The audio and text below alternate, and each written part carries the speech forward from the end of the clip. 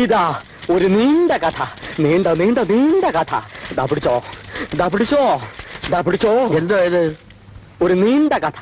മണ്ണിൽ വിരിഞ്ഞ പൂക്കൾ വാടിയപ്പോൾ. By OP Olassa Olassa PO. തിരിച്ചിട്ടാലും മറിച്ചിട്ടാലും ഒളശ. ഇത് വായിച്ചാൽ പെണ്ണുങ്ങൾ കരയും, ആണുങ്ങൾക്ക് കലി വരും, കുട്ടികൾ ചിരിക്കും, സിനിമാക്കാർ വായിക്കും, കാശി തന്ന് വാങ്ങിക്കും. എന്താ ഇതിന്റെ കഥ? ഒരച്ഛൻ, ഒരമ്മ, 2 കൊച്ചു കുഞ്ഞുങ്ങൾ, ഒരു കൊച്ചു കുടുംബം, സംതൃപ്തമായ കുടുംബം. രാത്രി 12 മണി, നിശ്ചലമായ നിശ, എങ്ങും കനത്ത നിശബ്ദത. അതാ വീട്ടിൽ നിന്നും ഒരാൾ പ്രത്യക്ഷപ്പെടുന്നു. പ്രത്യക്ഷപ്പെട്ട് ഒരു ബോംബ്, 2 ബോംബ്, 3 ബോംബ്,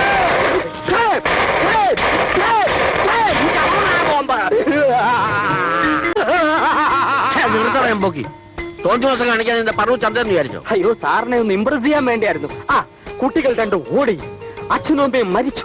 ഓട്ടത്തിനിടയിൽ അവർ വേർപിരിയുന്നു. സെന്റിമെന്റ്. ഓട്ടത്തിനിടയിൽ അവർ പാട്ടിൽ വലുതാവുന്നു. വില്ലനെ കണ്ടുമുട്ടുന്നു, പ്രതികാരം തീർക്കുന്നു, ചേട്ടനും അനിയനും ഒന്നിക്കുന്നു. ഒരാളുടെ കാമുകിക്ക് വേണമെങ്കിൽ ക്യാൻസറോ സ്വൽപ്പ കിഡ്നി ട്രബിളോ ആകാം. അതിനൊരു സൈഡ് ട്രാക്കാൻ വേറെ ചേർത്തിട്ടുണ്ട്. തീർന്നോ? വേണമെങ്കിൽ കുറച്ച് ഇലാബറേറ്റ് ആയിട്ട് പറയാം. ഇനി ഒരു അക്ഷരം മിണ്ട നിന്റെ കിഡ്നി ഞാൻ തീർന്നു. എന്നോട് പറ. ഇങ്ങനെയുള്ള ചീപ്പ് കഥകളൊന്നും ഞാൻ പ്രസിദ്ധീകരിക്കില്ലെന്ന് നിനക്ക് അറിഞ്ഞൂടെ? എന്റെ പേരെന്താണെന്ന് അറിയാമോ? അറിയാം. MTE ദാമോദരൻ. മഹാനായ ടൈം എഡിറ്റർ ദാമോദരൻ. മഹാതെണ്ടി എരപ്പാളി ദാമോദരൻ എന്നും പറയും. നിന്റെ തന്ത പറയും. ആ പുള്ളിക്കാരൻ പറയും. നല്ല വിവരമുള്ളവനായിരുന്നു എന്നാ നാട്ടുകാർ പറയുന്നത്. നാട്ടുകാർ പറഞ്ഞു കേട്ട അറിവല്ലേ നിനക്കുള്ളൂ. നിന്റെ തള്ളയൊന്നും പറഞ്ഞിട്ടില്ലല്ലോ. ആ മനുഷ്യനെ വെനക്കെടുത്താതെ പോടാ. പോകാം. സാർ ഏത് തരത്തിലുള്ള കഥകളാ പബ്ലിഷ് ചെയ്യുക? ആധുനിക സാഹിത്യ സൃഷ്ടികൾ, അല്ലെങ്കിൽ ശുദ്ധഹാസ്യം. അതുമല്ല കുറച്ചും കൂടെ കീഴ്പോട്ട് ഇറങ്ങുകയാണെങ്കിൽ നമ്മുടെ എന്റെ ഇന്നലകൾ പോലെയുള്ള സാധനങ്ങൾ. നിന്റെ ചുളുവരട്ട് പണികളൊന്നും എന്റെ അടുത്ത് എടുക്കണ്ട. ഇപ്പോൾ ഞാൻ പോകുന്നു. പക്ഷെ പൂർവാധികം ശക്തിയോടെ ഈ OP ഒളശ തിരിച്ചു വരും. ആ ഏറുപടക്കം കൊണ്ട് ഇതിനകത്തേക്ക് കയറിയേക്കരുത്.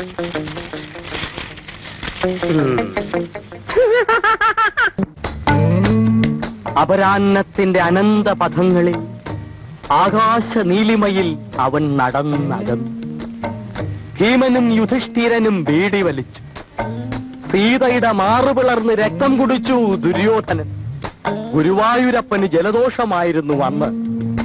അമ്പലത്തിന്റെ അകാൽ വിളക്കുകൾ തെളിയുന്ന സന്ധ്യയിൽ അവൾ അവനോട് ചോദിച്ചു, ഇനിയും നീ ഇതുവഴി വരില്ലേ ആനകളെയും തെളിച്ചുകൊണ്ട്? എങ്ങനുണ്ട്? നിന്റെ തലയ്ക്ക് വല്ല അസുഖമുണ്ടോ? ഇല്ല. പിന്നെ എന്താ ഇതിന്റെ അർത്ഥം? സാർ ആധുനികമേ പബ്ലിഷ് ചെയ്യൂ എന്ന് പറഞ്ഞതുകൊണ്ട് സ്വപ്പ കഞ്ചാവ് അടിച്ചുകൊണ്ട് എഴുതിയതാ. കഴിഞ്ഞ തവണ പറഞ്ഞ അതേ ബോംബ് കഥ തന്നെ. സ്റ്റൈല് മാറിയപ്പോ ഇങ്ങനെ ആയിപ്പോയി.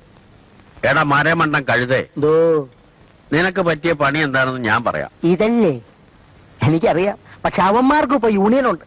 അതുകൊണ്ട് അതേ സ്റ്റാറ്റസ് ഉള്ള വേറൊരു പണി ഞാൻ നോക്കി. ഒന്നുകിൽ ഒരു എഡിറ്റർ ആകുക, ഇല്ലെങ്കിൽ ഒരു സാഹിത്യകാരനാകുക. അതൊന്നുമല്ല ഞാൻ പറയാൻ വന്നത്. നീ കോമഡി എഴുതണം, മറ്റൊന്നും വേണ്ട.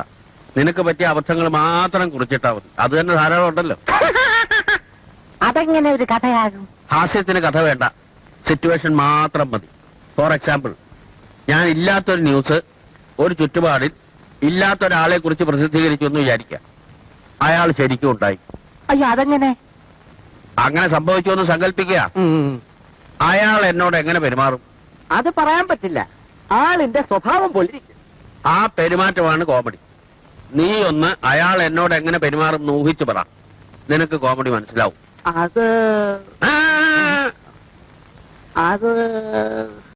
ഇതാ ഒരു നീണ്ട കഥ, നീണ്ട നീണ്ട നീണ്ട കഥ.